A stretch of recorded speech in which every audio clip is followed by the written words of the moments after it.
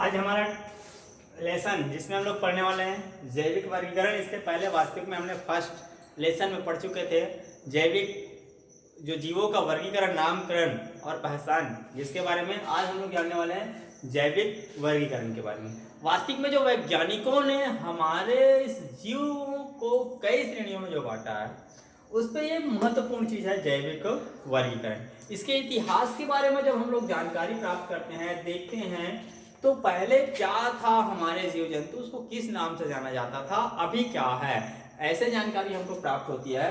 ठीक है, तो हमने ये देखा कि कुछ वैज्ञानिकों ने इस श्रेणी पे बहुत सारे काम किए, जिसके बदौलत हमको आज हमें होमो सेपियंस या मनुष्य के नाम से जाना जाता है।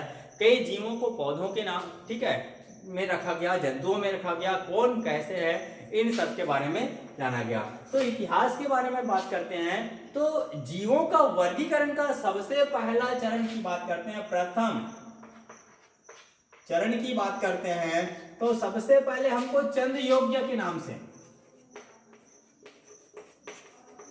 ये चंद्रयोग्य उपनिषद जो होता है इसमें मिलता है, चंद्रयोग्य उपनिषद। ठीक है, वर्गीकरण के इतिहास की बात करें तो चंद्रयोग्य उपनिषद में हमको मिलता है, जिसमें से जीवों को 3 समूह में बांटा गया है।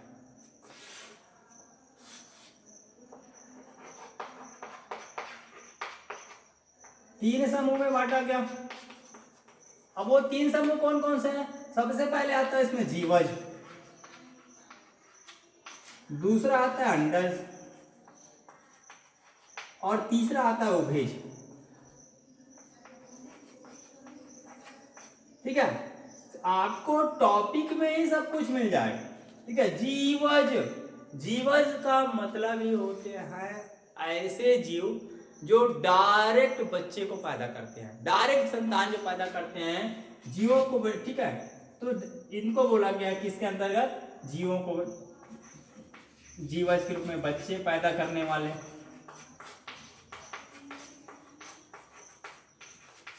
ठीक है, दूसरा आता है इसमें अंडज। अब मैंने जैसे इसको बताया, आपको इसका टॉपिक समझ में आ रहा है। अंडज का मतलब वैसे जीव जो कैसे होते हैं, अंडे देने वाले हैं।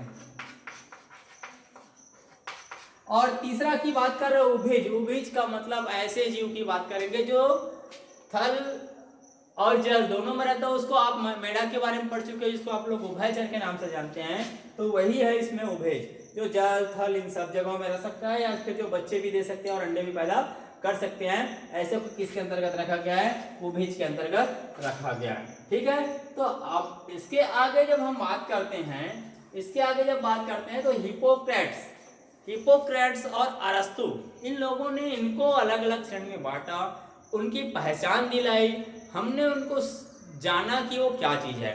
तो इन सब को बताने के लिए आपके हिप्पोक्रेट्स, ठीक है,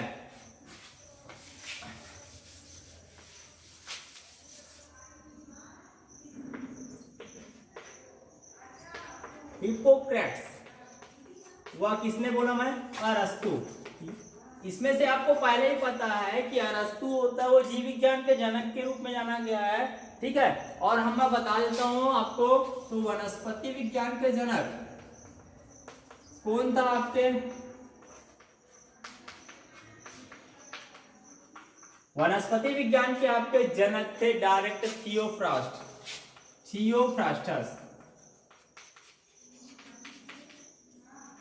यही थे, थियोफ्रास्टस थे। ठीक है, तो हमने ये देखा कि ये हिप्पोक्रेट्स और अरस्तु जो होता है, उन्होंने आगे चल के फिर से पूरे जीव समूह, मैं फिर से बात कर रहा हूँ, जीव समूह को, किसी एक जीव की बात नहीं कर रहा हूँ, पूरे जीव समूह जो होता है उनको फिर से 2 श्रेणी में बांट दिया गया। वो 2 श्रेणी क्या, ये जो जीव होता है, ठीक है, इन जीवों को 2 श्रेणी में रख दिया गया। एक होता है आपके, कौन से श्रेणी में आ गया आपका, पादप आ गए, और दूसरा श्रेणी कौन आ गए आपके, जंतु आ गए। तो वही चीज आगे आपको 2 श्रेणी में बांटा गया, इसमें 2 समूह। पहला क्या है आपका पादप और दूसरा क्या है आपका जंतु। ठीक है, तो ऐसे चीजें जो अपना भोजन स्वयं बनाते हैं उनको पादप की श्रेणी में रख दिया गया, और दूसरा जो उनसे अपना भोजन प्राप्त करते हैं इनको किसके अंतर्गत रख दिया गया? जंतुओं के अंतर्गत रख दिया गया। ठीक है, अब हमने ये देखा कि अब ये जंतु विज्ञान के जनक आपके इनके जनक कौन है? अरस्तु, जो इस पे काम कर रहा है। और पादप विज्ञान के जनक कौन है? थियोफ्रास्टस। ये जो थियोफ्रास्ट है ये इस पे काम कर रहा है। तो ये जो होता है इन दोनों को फिर से अलग अलग श्रेणियों में बांटने लगे। अब अरस्तु जो था ठीक है, वो इन जंतुओं को दो श्रेणी में बांटा। इसमें से आपको पहला आता है आपका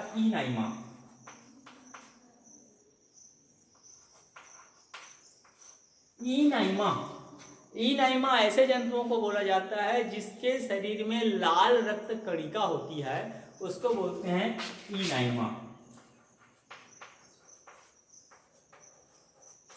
कण वाले लाल रक्त कण। ठीक है, और दूसरा इसकी बात कर रहा हूं मैं, एनाइमा बोलते हैं उसको। ठीक है, एनाइमा। अब एनाइमा इसमें लाल रक्त कण है और इसमें लाल रक्त कण जो आरबीसीएस होता है वो कैसा होता है? नहीं होता है। तब इसको किसके अंतर्गत रख गया है? एनाइमा के अंतर्गत। तो हमारे वैज्ञानिक जो जंतु विज्ञान के जनक है अरस्तु, उन्होंने जंतुओं को जीव ठीक है दो वर्ग में फिर से बांट दिया गया। एक होता है इनाइमा जिसमें उस जीव का जो रक्त था वो लाल रंग से रंगीन था, लाल रक्त कण उसमें पाए जाते थे, आरबीसीएस जो होता था रेड ब्लड सेल्स जो होते थे उसमें पाया जाता है। और दूसरा एनाइमा जिसमें रेड ब्लड सेल्स नहीं पाए जाते हैं। दूसरी ओर बात करते हैं ये जो थियोफ्रास्ट है जो पादप में अपना काम कर रहा है, पादप जगत में अपना काम कर रहा है। ठीक है, पादप जगत में अपना काम कर रहा है तो ये अपने हिसाब से इसको वर्गीकृत करेगा। तो थियोफ्रास्ट होता है वो थियोफ्रास्ट फिर से इनको तीन भागों में बांटा गया। किसको? पौधे को। पहला आता है आपका वृक्ष, ठीक है, दूसरा आता है आपका झाड़ी और तीसरा आता है आपका शाक। ठीक है, समझ में आ रहा है आपको? वृक्ष, झाड़ी और शाक। तो थियोफ्रास्टस ने वृक्ष में उन पौधों को पादप जगत ठीक है पादप में रखा गया, उन पौधों को रखा गया है जिसमें हमको पूर्णतः लकड़ी प्राप्त होती है, अच्छे से लकड़ी प्राप्त होती है और जो अपने आप सीधे खड़े रह पाते हैं, इनको किसकी श्रेणी में रखा गया है? वृक्ष की श्रेणी में रखा गया है। दूसरी ओर चलते हैं, झाड़ी की बात करते हैं तो इसमें कम मात्रा में लकड़ी प्राप्त होती है। ठीक है, कम मात्रा में क्या प्राप्त होती है? हमको लकड़ी प्राप्त होती है। और ये जो दूसरों की सहायता से या ज्यादा ऊंचे स्थान तक नहीं बढ़ पाते हैं दूसरों के, और बढ़ते भी है तो दूसरों की सहायता से बढ़ते हैं, तब इसको किसकी श्रेणी में रखा गया है? झाड़ी की श्रेणी में रखा गया है। और तीसरी जो चीज है जिसको हम लोग बोलते हैं शाक की बात कर रहे हैं, इसमें लकड़ी नहीं पाया जाता है। ठीक है, इसमें लकड़ी नहीं पाया जा सकता है। एग्जाम्पल में आप उदाहरण में आप यहाँ पे देख सकते हो, जैसे आता है सागौन, आम, साजा, कई सारे ऐसे नीम, तो ये किस में आएंगे? वृक्ष में आएंगे। और जो झाड़ी वगैरह जो की बात कर रहा हूँ, झाड़ी इसमें आपके गुड़हल वगैरह के पुष्प आते हैं, गुलाब वगैरह के पुष्प आते हैं, जिसमें लताएं वगैरह जो आती है वो झाड़ी के अंतर्गत आ जाएगा। और तीसरा ऐसा वृक्ष, ऐसे पौधे जिनमें क्या नहीं पाया जाता? लकड़ी नहीं होती है, लकड़ी पाया नहीं जाता। तो इसका एग्जाम्पल आप देख सकते हैं, केला का जो आपको वृक्ष लगाते, जो पौधा लगाते हैं, इसके अंतर्गत इसमें आ जाएगा। तो हमने देखा जैविक वर्गीकरण।